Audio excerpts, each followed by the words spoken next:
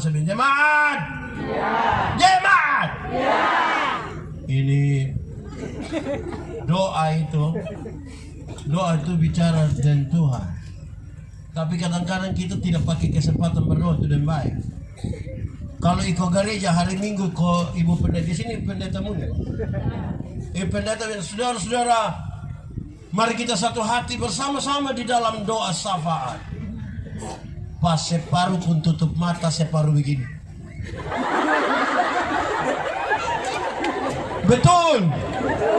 Di Semoju ada, Getsemani ada, dia majelis kau jemaat.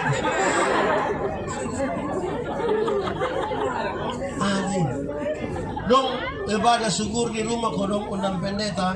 Pas pendeta hormat terus pendeta baik. Bapak Ibu Saudara, mari bersama-sama dengan keluarga kita menyatakan persembahan syukur kita kepada Tuhan. Bersama-sama dengan keluarga kita menyatakan syukur kita kepada Tuhan dalam doa syukur, dalam doa syafaat. Pas kita mau berdoa ini yang ibu-ibu semua langsung bangun, tidak perlu bangun. Pakai baik. Sampai di belakang yang ketua dapur itu sen ibu-ibu berbicara, sudah doa syafaat. Sudah siap. Ini kuat tadi suka panas. Padahal hanya kacang brandibon ini.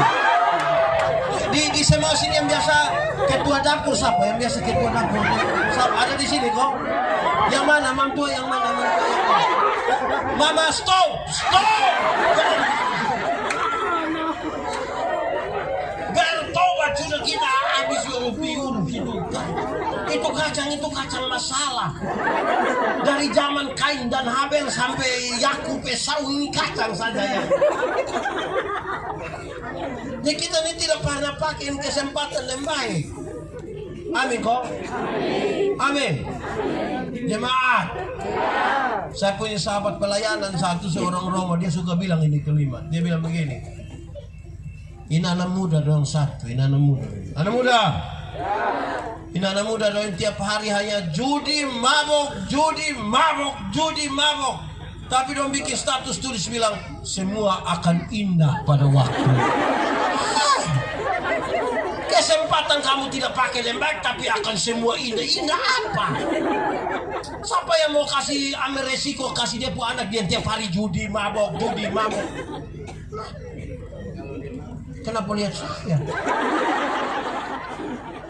Kesempatan pakai lembek. Amin kok? Jemaat. Ada satu waktu Tuhan Yesus ajak murid-murid naik gunung. Tuhan Yesus bilang, masa bawa batu semua bawa batu sampai atas gunung. Tuhan Yesus bilang, semua bawa batu. Yo, mana kamu pun batu? Woi, yang lain kasih tunjuk besar ke ini apin bar nama. Tambur besar gitu. Simon Petrus pun yang kecil begini.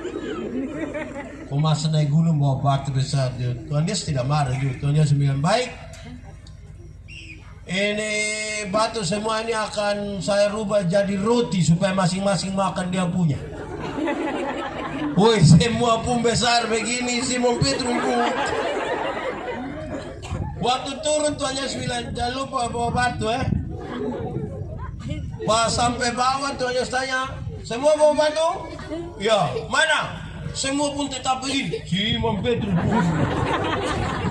Terus dia tunggu kapan Bapak rubah. Ternyata Bapak Tuhan Yesus bilang begini, ya sebesar itulah dosa-dosamu. Karena su tambah parakus di situ. Kesempatan itu harusnya satu kali kita pakai kesempatan itu dengan baik. Amin kok? Anak muda. Di sini tidak ada anak muda. Ini nenek-nenek semua. Saya pun khotbah 2 minggu lalu kira-kira, atau mungkin 3 minggu. Saya bilang anak muda dong, ini kalau tidak isi kesempatan. Orang anak muda yang tidak maju itu kalau tiap hari domba kumpul hanya omong mabok, jago, perempuan. Kalau tiap hari yang juru bawa mabok, jago, perempuan, saudara tidak akan maju-maju. Gagal menggunakan kesempatan. Tiap hari dong kumpul dong dan dong sampai tadi malam ini dong lari beta sendiri ya wah. Jago dia beta terus omong soal perempuan itu pagi-pagi itu tanya saya tanya ibu semua maju karena kalau tiap hari hanya cerita kesempatan hanya cerita itu tidak maju. Tidak maju. Rubah sudah kita pun gaya bercerita. Kalau kita tidak ganti kita pun gaya bercerita tentang sesuatu, karena kesempatan ini dapat sekali buat kita. Amin kok. Mas di sini masih ada yang hanya cerita mabok, jago dengan perempuan, masih ada kok. Oh tidak ya, ini cerita Alkitab semua. Itu penting, saudara-saudara. Dia kasih tahu kita, hidup ini satu kali. Tapi mesti pakai yang baik. Karena tadi sekalipun anjing itu dia pun keganasan tidak seperti singa. Tapi apa artinya kalau singa itu mati? So mati itu tidak bisa buat apa-apa lain. Kesempatan itu Tuhan kasih kita sekali hari ini. Mau berkomitmen tuh hari ini. Mau apapun hari ini. Karena belum tentu ada besok juga buat kita. Tiap hari itu dengan dia punya hal sendiri. Tiap hari dengan dia punya hal sendiri. Karena itu supaya hidup ini bermakna. Pakai ini hidup dengan baik. Kalau kita tidak pakai dengan baik saudara-saudara. Ingat. Waktu adalah investasi modal terbesar dalam hidup kita. Gagal menggunakan waktu kita sudah gagal semuanya. Gagal menggunakan waktu kita sudah gagal semua. Karena itu pakai waktu yang baik. Bagi orang yang paling pintar di dunia waktunya hanya 24 jam. Yang paling bodoh pun waktunya 24 jam. Yang paling kaya di dunia waktunya 24 jam. Yang paling miskin pun 24 jam. Yang paling rajin 24 jam. Yang paling pemalas pun 24 jam. Tinggal orang memanfaatkan ini kesempatan ini dengan baik. Tuhan memberi makan kepada burung pipit. Tapi tidak melemparkan gandum ke dalam sangkar. Itu burung harus keluar dari sangkar. Dicari di ladang-ladang. Resiko kena fiti. Tapi dia mesti dicari. Betul kok tidak? Tahu fiti? Di sini ada yang biasa fiti burung. Ada risiko. Tidak ada pekerjaan yang tanpa risiko. Tapi orang mulai bekerja. Anak muda. Kamu dengar Pak Pendeta, salah satu teori dalam Alkitab tentang kebahagiaan rumah tangga adalah makan dari jeripaya tangan sendiri. Makan dari jeripaya tangan sendiri itu berbahagia. Artinya kalau anak-anak hanya harap warisan tidak akan bahagia. Saudara tinggal di rumah mewah lengkap dengan seluruh fasilitas, tapi kalau itu masih orang tua punya belum bahagia. Saudara tinggal di rumah ukuran 3x4, tidak ada plafon, masak langsung keringat. Tapi kalau itu kita punya usaha sendiri, kita bisa tulis rumahku istana. Anak muda, kamu pegang iPhone terbaru, tapi kalau masih orang tua yang beli, belum bahagia.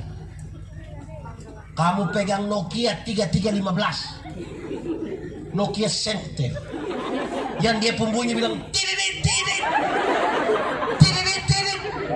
Tapi kalau itu hasil usaha, hasil kerja, waktu dia telepon, ada orang telepon, kita buka speaker, volume kasih habis, tapi tidak usah angkat. Orang kasih tahu yang kakak ada tahu, biar kamu tahu ini saya pun handphone. Betul kok tidak? Jadi anak-anak muda, kalau kamu hanya harap warisan dari orang tua, kamu tidak akan bahagia. Karena anak yang harap warisan, tiap hari dia punya pertanyaan hanya satu. Kapan bab tua mati?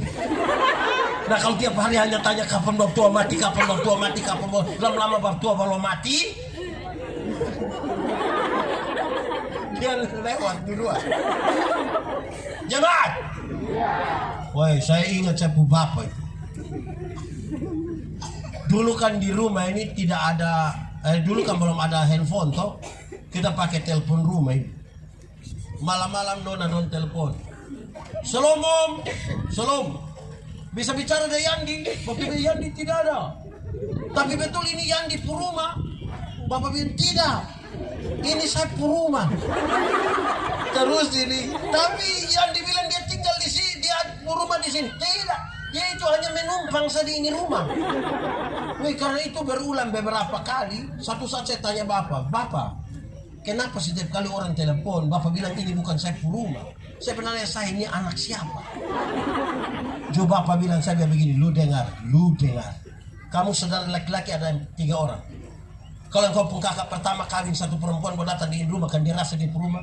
Kakak nomor 2 kawin 1 perempuan, baru datang di rumah kan dia rasa dia Puruma. Engkau juga kawin 1 perempuan, baru datang lagi di sini kan engkau rasa engkau Puruma. Maka kita tinggal tunggu kapan kamu 3 baku bunuh gara-gara ini rumah. Padahal ini rumah 1 rumah. Wih dengar begitu dia pun sakit di mana? Sakit di mana? Di semua. Saya lahir besar di Soe. Soe itu dulu dingin banget. Jadi orang Soe suka bikin ada rumah kecil, dapur kecil satu di belakang, kok kasih hangat air, masak jagung begitu. Saya pulang dari Kupang lihat bapak ada kerja ini dapur ini. Saya pun bapak kan guru olahraga. Guru olahraga kerja dapur miring sekali. Tidak ada dia lurus, tidak ada. Jadi waktu saya lihat begini saya bilang bapak, kenapa tidak kasih lurus sedikit? Kenapa dia pun jendela harus di sini? Kalau pindah saja pintu di sini. Waktu lepas dia pun alat-alat kerja dong, baru dia lihat saya dan begini. Engkau yang ngomong hebat-hebat itu rumah di mana? Ini rumah miring-miring begini tapi saya Puruma. Nanti engkau usulan yang bagus itu tolong pakai di engkau Puruma. Dengar begitu dia sakit di mana? Di mana? Tidak, di sini saja.